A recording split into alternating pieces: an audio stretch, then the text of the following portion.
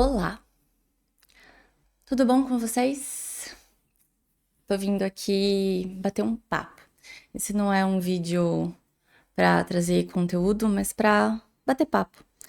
Mas é bater um papo importante. Então não fiz um roteiro, só anotei algumas coisas que eu gostaria de falar. Então vai ser isso. Essa semana eu vi aquela menina, a Isabel Veloso, no podcast do Vilela. E foi um podcast que mexeu muito comigo. Eu chorei quase o podcast inteiro. E é sobre isso que eu queria falar. Porque a gente precisa falar sobre morte, né? E talvez aqui eu traga uma forma de pensar sobre tudo isso. E por isso que eu quis fazer esse vídeo. Pra quem não viu, a Isabel é uma menina de 17 anos que ela está com um câncer terminal e ela tem poucos meses de vida. Ela está em cuidados paliativos. Para quem não sabe, cuidados paliativos é quando a pessoa não vai mais tratar o câncer, ela só trata os sintomas decorrentes do câncer para trazer qualidade de vida para essa pessoa até que chegue o momento dela partir. E assim está a Isabel. E lá no podcast ela fala muitas coisas importantes e isso me trouxe muitas lembranças de quando eu trabalhei na oncologia pediátrica. Isso foi acho que 2015, eu trabalhei lá na oncologia pediátrica do Hospital das Clínicas de Ribeirão Preto. E foi uma experiência incrível para mim. Eu acho que foi a experiência mais enriquecedora que eu já tive até então na minha vida. E a Isabel, ela fala algumas coisas, mas o que mais me chama a atenção é que ela fala muito sobre aceitação. Aceitação não é estar em conformidade, não é estar resignado, mas aceitação tem a ver com uma ação, com uma postura.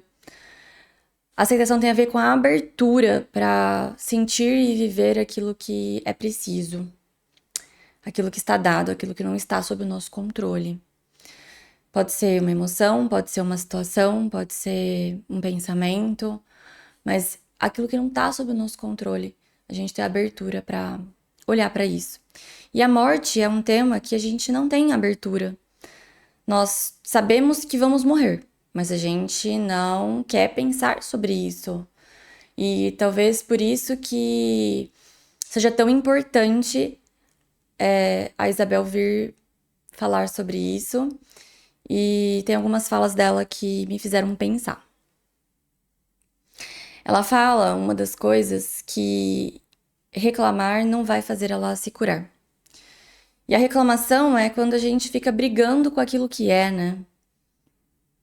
E, de fato, ela deixa muito claro que se ela está ali doente e não tem mais o que ser feito no caso dela, não vai curar o câncer, vai ficar apenas controlando a evolução da doença, o que custaria muito para ela, porque só quem já fez um tratamento de câncer ou que já viu de perto o que é um tratamento de câncer sabe o quanto que é desgastante, é cansativo passar por todo o processo.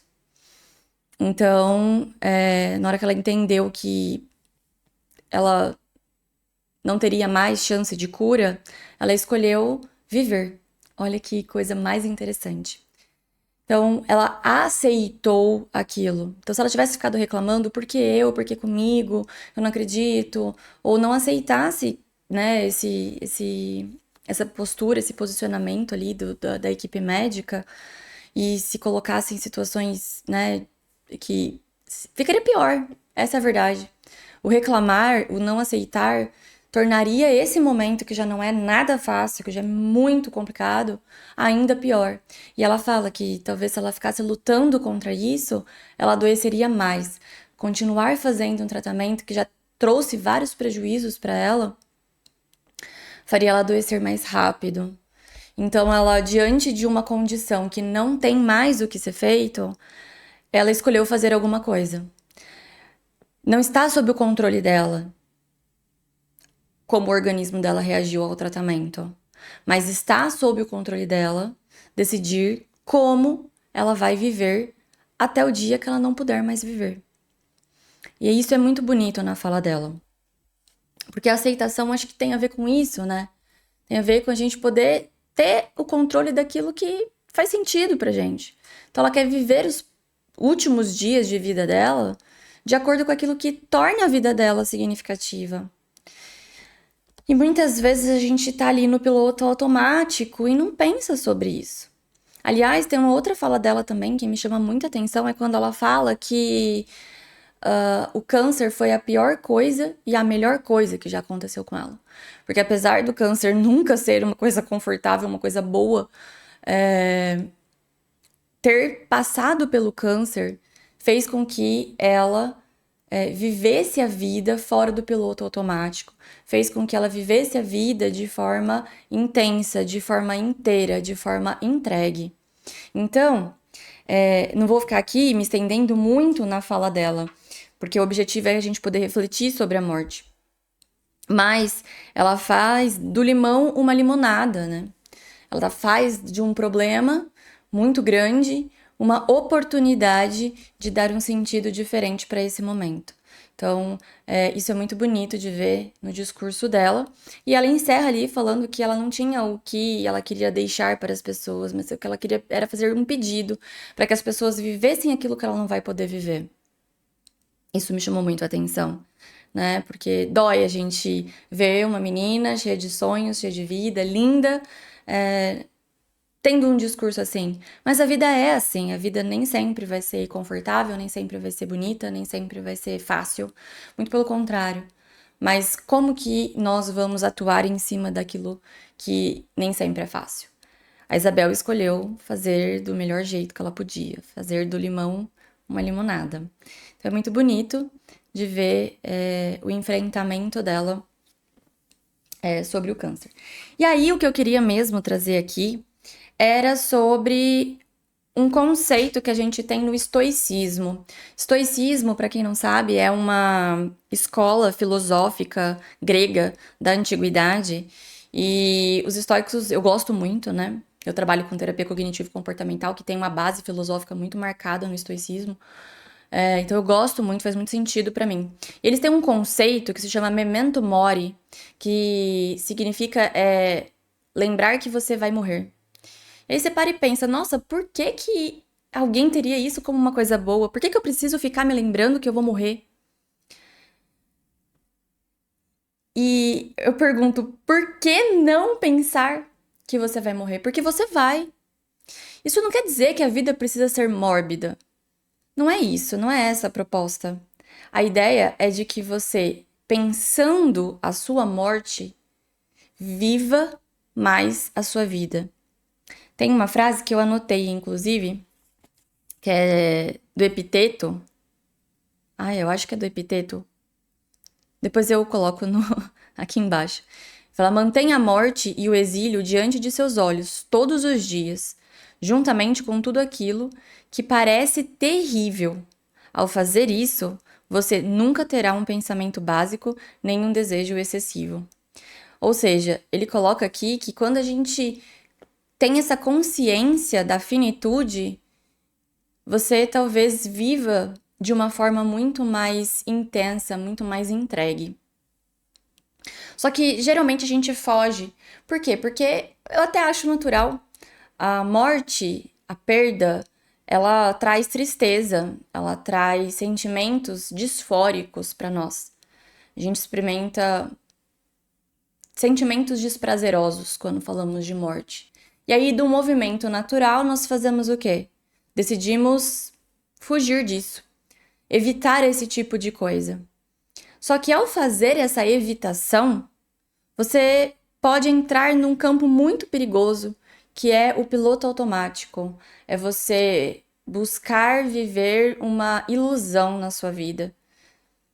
Enquanto que quando você aceita falar sobre a morte e pensar sobre a morte como uma parte importante do ciclo da vida, você tem condições de fazer algo a respeito, que é o que a Isabel fala no vídeo. Então, é muito interessante a gente olhar por essa perspectiva, da oportunidade que a gente se dá de trazer significado para os nossos dias, justamente porque ele pode ser o último.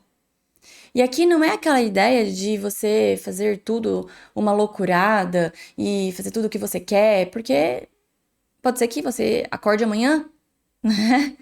Não é essa a ideia.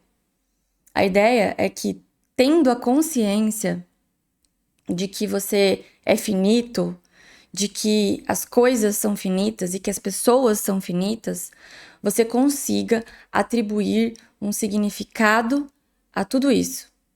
Você consiga dar o devido valor a tudo isso. Então, quantas coisas seriam irrelevantes na nossa vida se nós tivéssemos a consciência da nossa morte? E a consciência é no estado de consciência, lembrando que vamos morrer. Será que a gente continuaria sofrendo pelas mesmas coisas? Será que a nossa aparência seria tão importante? Será que aquela mágoa seria tão importante? Será que tantas coisas que a gente faz continuariam sendo importantes se a gente tivesse no nosso último dia de vida? Eu tenho certeza que a gente abriria mão de muita coisa e que faríamos coisas muito diferentes do que nós fazemos no nosso dia a dia. Eu lembro de uma experiência que eu vivi na primeira vez que eu voei de avião. Eu sempre tive o sonho de voar de avião, mas eu nunca tinha tido condições. Até que, recentemente, coisa de 3, 4 anos atrás, eu pude fazer um voo. Um voo simples, de 50 minutos, num teco-teco. Mas eu tava feliz, porque eu ia realizar um desejo meu. Só que no dia estava chovendo muito, muito, muito, muito. E aí, o voo foi terrível. O voo teve turbulência aos 50 minutos. E eu tinha comprado um assento na janela na asa. Então, ao longo do trajeto, o avião em turbulência, eu via a asa do avião descendo e balançando. E aí as pessoas começaram a chorar, as pessoas começaram a rezar. Saquinhos para as pessoas vomitarem começaram a ser passados para frente, porque a gente não podia nem levantar, nem ir ao banheiro, as aeromoças não podiam vir até nós. E foi uma cena bem assustadora.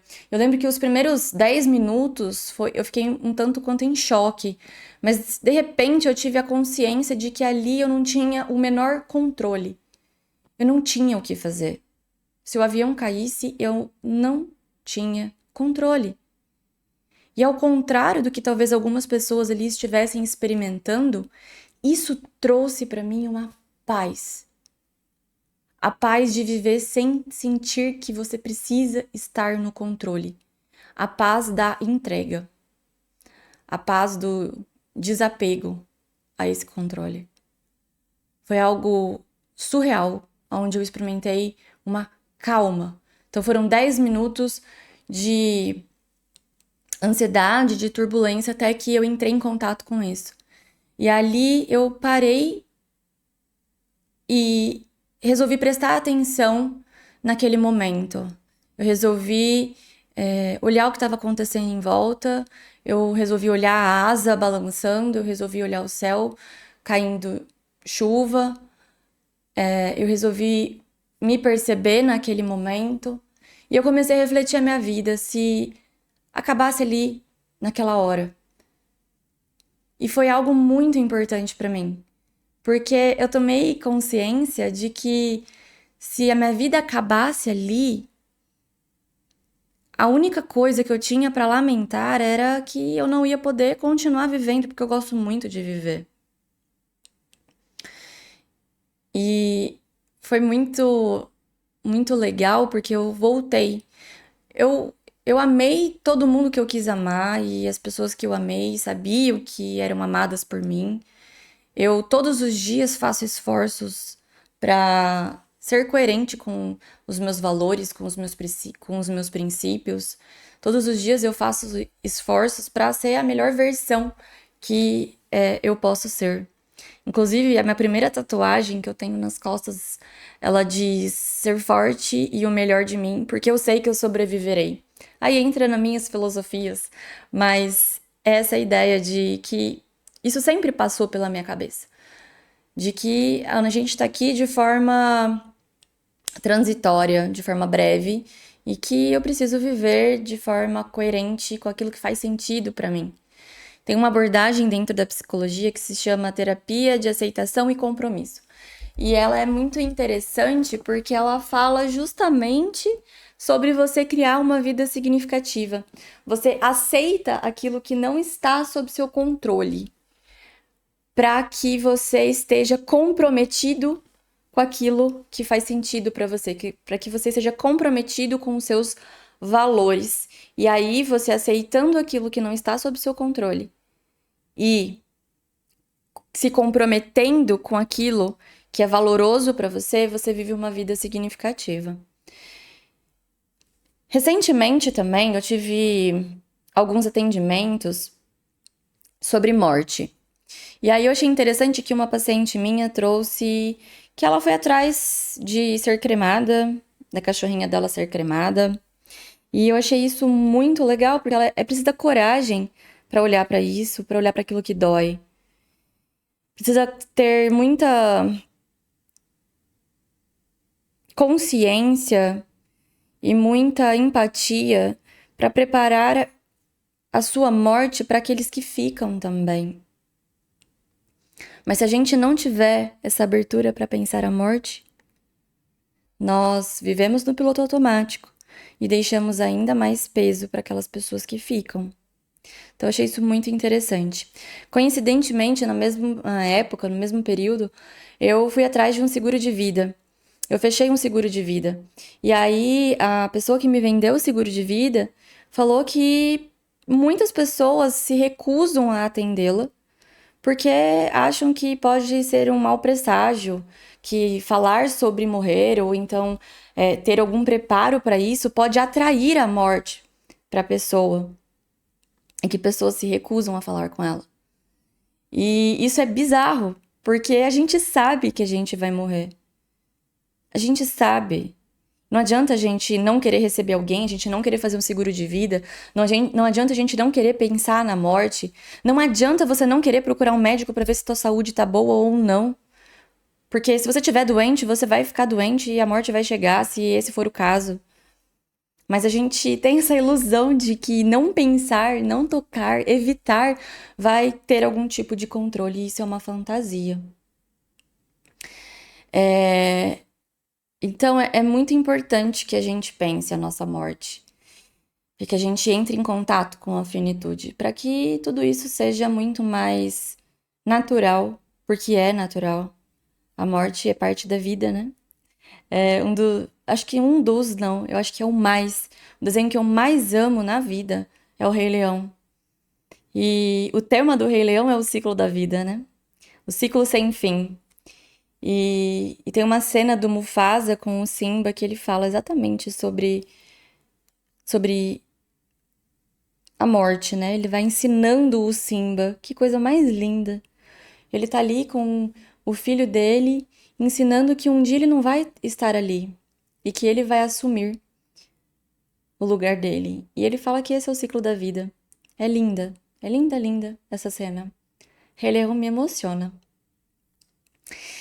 E eu acho que era isso. Não tem uma conclusão.